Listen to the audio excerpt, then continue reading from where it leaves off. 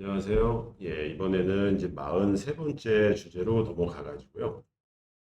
구직급여와 그 이제 사촌격인 상병급여의 지급 사유와 제한 사유에 대해서 살펴볼 건데, 이쪽에서는 이제 뭐 그 실무적으로 많이들 물어보시는 그 구직급여와 그 중대한 귀책 사유에 대해서도 제가 좀 실무적으로 그 설명을 한번 드려보겠습니다.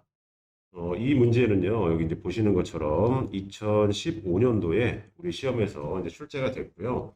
출제 조문은 꽤 많이 걸쳐져 있어요. 이제 고용보험법 63조, 시행령 82조, 상병급여 이렇게 나와 있고요.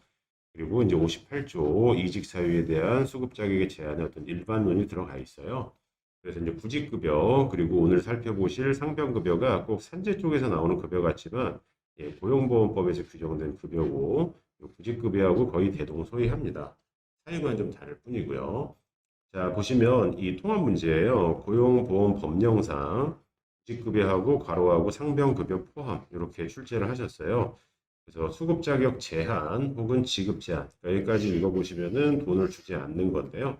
예, 쩐을 주지 않는데 이거에 해당하지 않는 경우니까 결과적으로 돈을 받을 수 있는 그 사유를 골라주세요 이거예요. 자, 이런 문제가 나오게 되면요. 그리고 실무상 뭐 상담을 하신다라고 할 때는요. 여기 보기 1번과 3번에 있는 중대한 규책 사유, 예, 경미한 게 아니라 중대한 규책 사유가 있는 경우는요. 뭐 뒤에서 뭐 되게 좀 뭐 얍삽하게 꼬지 않는다면 실업급여가 안 됩니다. 그 사유에 대해서는 뒤에서 제가 이제 설명을 드릴 거고요. 자, 보시면 중대한 규칙 사유로 해고된 피보험자, 근로자가 정당한 사유도 없이 근로계약 또는 취업규칙 등을 위반해서 장기간 무단 결근했다. 자, 이렇게 되게 되면요. 자, 여기 보시게 되면 이게 조금 그 문구가 애매하긴 하지만 일단 저희가 주목할 거는 장기간 무단 결근한 상황이에요. 자, 이거는 중대한 규칙 사유로 보고요. 실업급여 지급 사유가 안 됩니다. 이거는 사실 제 생각은 그래요. 무단 결근을 계속하고 그게 하루 이틀도 아니고 장기간. 물론 이거에 대해서 며칠 이상이 장기간이냐는 없어요. 근데 제가 노무사로서 경험해 본 바로에 따르면은 한 2주 정도인 14일 이상이면 거의 이렇게 보더라고요. 그럼 부당 결근했다라는 거는 솔직히 얘기해서 중대한 규칙 사유 다 떠나가지고요. 그냥 일할 생각이 없다라는 거예요. 그 일할 생각이 없다라는 거는 자진 퇴사로 해석해도 크게 무리가 없기 때문에 연락도 안 받고 이러다 보니까요.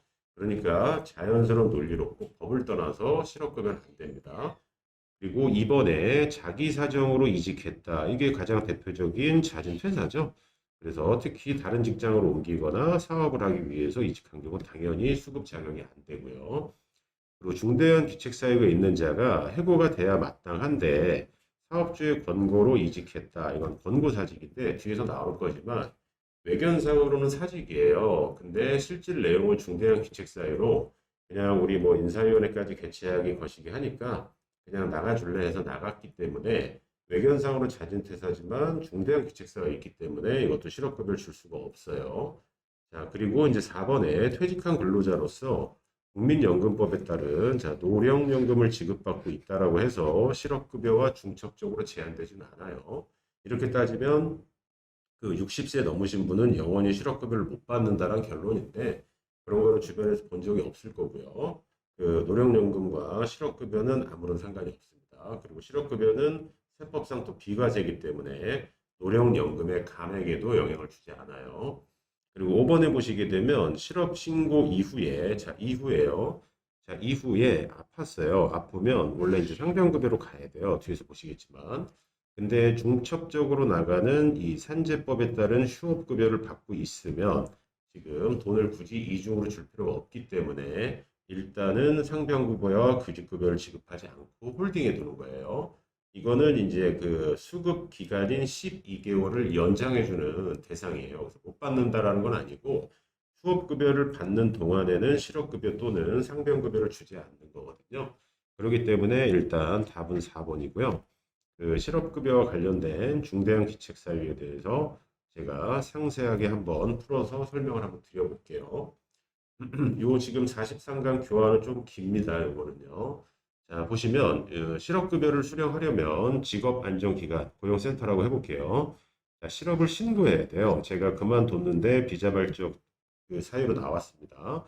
근데 신고 이후에 당연히 구직 활동하고 면접 보고 명함 받으면서 구직급여를 수급받는 거예요. 2주에서 4주 사이에 한 번씩 제출을 하고 기간별로 소정급여를 받으시는 건데, 근데 보시면 실업 신고 이후에 좀 아팠어요. 그리고 출산 같은 사유가 있었어요.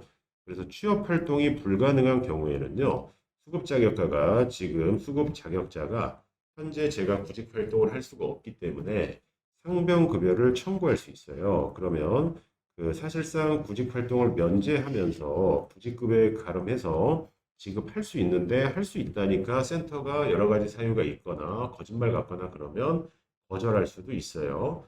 자, 근데 그렇게 많이 안 아픈 것 같은데 훈련 등을 만약에 거부했다 이러면은 지급하지 않습니다. 이 내용이 고거법 63조 제1항에 나와 있고요. 그리고 상병급여가 지급되면 당연히 구직급여를 지급한 걸로 가름하고 간주해요. 그리고 지급 시기는 아프다고 해서 바로 주지는 않고요. 이 사유가 해소돼요. 그다음에 14일 이내에 늦어도 신청을 하셔야 되는데 이 다음에 최초로 구직급여를 지급하는 날에 상병급여를 지급을 해줘요. 그러면 이건 어떤 의미냐면 원래 출산, 질병, 부상 이후에 컴백을 하셨다. 그러면 그때로부터 구직 활동을 다시 하셔야 돼요. 근데 그 사유가 아팠기 때문에 구직 활동을 했다라고 간주하고 사유가 없어진 이후에 최초로 구직급여를 주는 날 바로 다이렉트로 주겠다라는 의미입니다. 자, 그런데 예외 사유가 있죠. 여기 파란색으로 나와 있는 근로기준법에 따른 휴업보상, 이거는 산재법이 적용이 안 되는 임의사업장에 대해서 근로기준법에서 평균임금의 60%를 주는 걸 휴업보상이라고 하는데 현실적으로는 거의 없고요. 그리고 산재법에 따른 휴업급여, 그리고 유사한 특가배상법에 따른 휴업배상, 의사상자 예우 및 지원 등에 관한 법률 8조에 따른 보상금을 지급받는 있는 경우라면 상병급여를 지급하지 않아요. 그래서 지금 우리 시험 문제에서는 이 휴업급여 사례가 나왔으니까 정답은 아까 노령연금이었던 4번이고요. 여기까지가 사실은 수험 문제에 대한 해설이고요. 이제 실무적인 수급 자격 제한의 중대한 귀책 사유 등이 뭔가 이거에 대해서 한번 설명을 드려볼게요. 자, 중대한 귀책 사유로 해고된 자는 인사위원회 의결을 통해서 그 비자발적 강제적으로 링 밖으로 나가게끔 조치가 취해진 거예요. 사업주의 의사에 따라서. 자, 보시면 형법 또는 직무와 관련된 법률 위반으로 금고 이상의 형을 받았다. 그러니까 실제로 들어가는 거예요. 그러면은 중대한 귀책 사유로 이렇게 해고됐다. 그러면 실업급여가 안 되는 거고요. 그 다음에 좀 자세하게 나와 있긴 하지만 자, 고용보험법 시행규칙 별표 1의 2예요. 사업에 막대한 지장을 초래했다.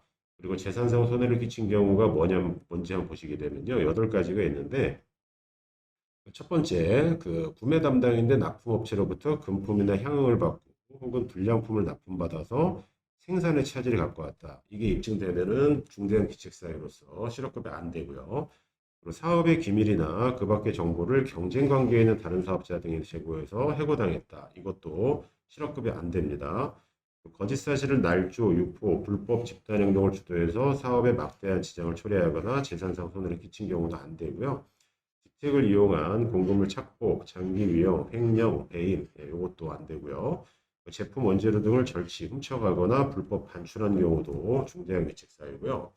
인사경리 회계 담당 직원이 근무 상황 실적을 조작해서 이제 그 시쳇말로 가라로 이제 그 돈을 타먹거나 거짓 서류 등을 작성해서 막대한 지장을 초래했을 때도 안 되고요.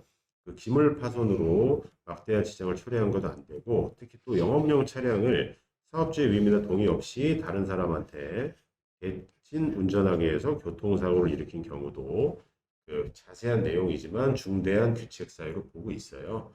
그래서 이러한 사유로 해고를 당했다. 그러면 실업급여 안 됩니다. 자, 그리고 정당한 사유 없이 아까 보기에 나와 있는 장기간 무단 결근한 경우도 사실상 자진퇴사로 보고 실업급여 안 해줘요. 그러면 이제 또 두 번째 카테고리가 자기 사정으로 이직한 자도 당연히 안 해주는데 이게 이제 전직 또는 자영업은 뭐 당연히 그냥 자기 사정으로 이직한 거죠. 자, 그런데 여기 있는 두 개, 세 개가 또 규정된 이유는 뭐냐면요. 자, 여기 한번 보세요. 상수란 제가 앞서 설명드린 중대한 귀책 사유로 해고되어야 마땅한데 해고되지 않고 권고사직이 돼서 외견상 자기 사정으로 이직한 것처럼 보이는 거예요. 자, 그렇다 하더라도 권고사직이 됐다 하더라도 그 근원적인 이유인 중대형 기책사유가 있으면 자기 사정으로 이직한 사직의 형태를 띠더라도 실업급여를 안 준다라는 의미고요. 그리고 수급 자격이 제한되지 않는 사유 또 이외의 사유에서 이중부정을 쓰고 있는데 예를 들어서 출퇴근이 왕복 3시간 이상 걸리는 거리로 예를 들어서 발령이 났다. 그러면 너무 멀어서 그만뒀지만 사실은 수급 자격이 조사 후에 제한이 되지 않을 수 있거든요. 이거는 내 사정도 아니고 사업주 사정도 아닌 세무에 약간 경계에 있어요. 그 사유 이외의 사유로 이직한 경우니까 결과적으로 여집합 개념으로 완전 순수한 자발적 이직으로 볼 수 있는 그 사유일 때는 실업급여를 주지 않는다라는 거고요. 요 수급 자격이 제한되지 않는다라는 의미는 그 제한적으로 원거리 발령, 뭐 가족들이 아프시거나 어떤 그 직장 내 괴롭힘을 당해서 나가거나 임금체불이 있어서 나가거나 그런 사유예요. 그런 사유는 실업급여 되고 그 이외에 여집합으로 잡는 거는 순수한 자발적 이직으로 봐가지고요. 이 부분은 그 실업급여를 주지 않는다라는 거예요. 그래서 상병급여도 이 지금 마찬가지로 이 사유면은 해당 사항이 근본적으로 없어요. 왜 그러냐면 상병급여는 원래는 구직급여를 신청을 했다가 그 이후에 질병, 부상, 출산 등의 사정으로 잠깐 그 상병급여로 전환해가지고요. 나중에 그 사유가 해소가 됐을 때 나타나는 거기 때문에 예, 그렇게 됩니다. 그래서 여기까지가 상병급여에 대한 설명이었습니다.